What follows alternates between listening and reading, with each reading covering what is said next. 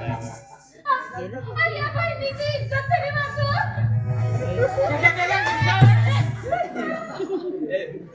तुमच्या बहिणीची इज्जत वाचवा बोलली. बायकोची बोल. भावाचं नातं लावलं तर हे शस्त्र असं मुलीच घेणार बा. अरे वा बाई. तुम्ही तरी वाचवा. मी तुमच्या आईसाठी आहे ना.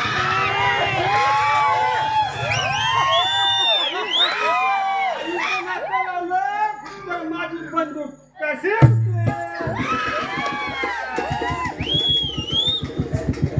तुमची बाजू उठण्यासाठी मी काय करू.